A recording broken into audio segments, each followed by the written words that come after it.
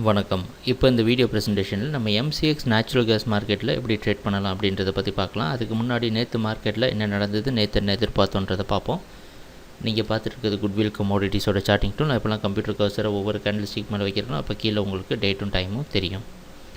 நம்ம பார்த்துட்ருக்கிற இந்த வெள்ளை கலர் குச்சி தான் நேற்று மார்க்கெட்டுடைய ப்ரைஸ் ஓப்பனிங். எங்கே ஓப்பன் ஆகிருக்குன்னா 289 பக்கமாக நேற்று நேச்சுரல் கேஸ் மார்க்கெட் ஓப்பன் ஆகிருக்கு. நம்ம என்ன எதிர்பார்த்தோம் அப்படின்னா 286 அப்படின்றது ஒரு மிகப்பெரிய முக்கியமான சப்போர்ட். அப்படி சப்போர்ட் ஜோனாக இருந்த காரணத்தினால நேற்று நேச்சுரல் கேஸ் மார்க்கெட்டில் ஒவ்வொரு ரெசிஸ்டன்ஸ் வர வரைக்கும் வெயிட் பண்ணி ரெசிஸ்டன்ஸ் பக்கமாக செல் பண்ணி கொஞ்சம் ப்ராஃபிட் வந்தாலும் புக் பண்ணிவிட்டு வெளியே வந்துடலாம். ஏன்னா ஒரு புல் பேக் நம்ம எதிர்பார்த்தோம்.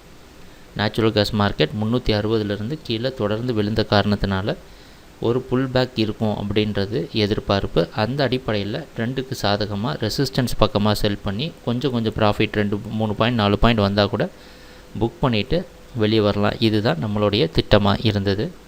நேற்று என்ன நடந்ததுன்னு பார்ப்போம். ப்ரைஸ் ஓப்பன் ஆனதுக்கப்புறம் பார்த்திங்கன்னா படிப்படியாக கொஞ்சமாக 292 தொடர்றதுக்கு முயற்சி எடுத்திருக்கு.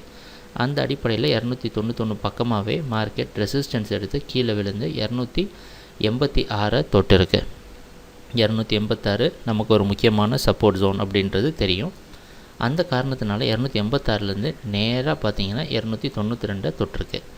நம்ம குட்விலோட சார்ட்டிங் டூல் ஓரளவுக்கு பையிங்க்கு சாதகமாக இருக்குது அப்படின்றத முன்னாடியே நமக்கு காமிச்சிருக்கு.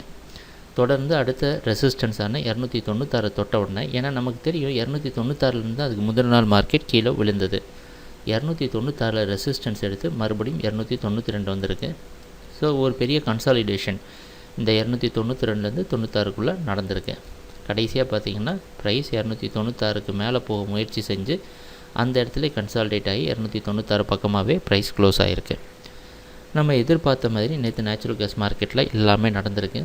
286 சப்போர்ட் எடுத்திருக்கு. ஒவ்வொரு ரெசிஸ்டன்ஸ்லேருந்தும் கீழே ஒரு 4 பாயிண்ட் 3 பாயிண்ட் ட்ராப் ஆகி ட்ரேட் ஆகியிருந்திருக்கு. இதுதான் ஒரு ரீட்ரேஸ்மெண்ட் அப்படின்னு சொல்லுவாங்க.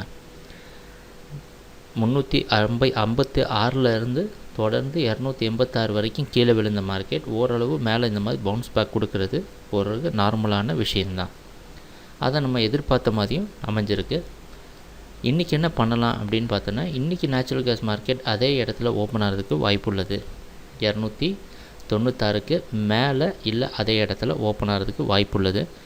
வெளிநாட்டில் இருக்க நைமெக்ஸ் மார்க்கெட் வச்சு நம்ம கணிக்கணும். ஒரு சில மாற்றங்கள் இருக்கலாம். ரூபி டாலர் ஃபேக்டர்னால ஒரு சில மாற்றங்கள் இருக்கலாம். இன்றைக்கி நம்மளோட திட்டத்தில் எந்த மாற்றமும் கிடையாது. நேற்று என்ன நினச்சிருந்தோன்னா 306 வரைக்கும் நேச்சுரல் கேஸ் மார்க்கெட் டவுன் ட்ரெண்டில் இருக்கும்னு எதிர்பார்த்தோம். அதே தான் நம்ம இன்றைக்கும் ஃபாலோ பண்ண போகிறோம். 306 வரைக்கும் மார்க்கெட்டை விட்டு பிடிக்கிறது தான் நல்லது. அதனால் 306 வரைக்கும் மார்க்கெட் ரெசிஸ்டன்ஸ் எடுத்துருக்கோம். 306க்கு மேலே ப்ரைஸ் க்ளோசிங் வந்தால் தான் நம்ம மார்க்கெட்டுடைய அடுத்த ட்ரெண்ட் ரிவர்சலை பற்றி யோசிப்போம். அது வரைக்கும் இது ஒரு ஷார்ட் டேர்ம் புல் பேக் தான். அதாவது ரொம்ப கீழே விழுந்த காரணத்தினால ஒரு புல் பேக் தான் மார்க்கெட்டில் போகும் அப்படின்றது நம்மளோட எதிர்பார்ப்பு. மறுபடியும் நம்ம நேற்று ஃபாலோ பண்ண அதே திட்டத்தை தான் ஃபாலோ பண்ண போகிறோம்.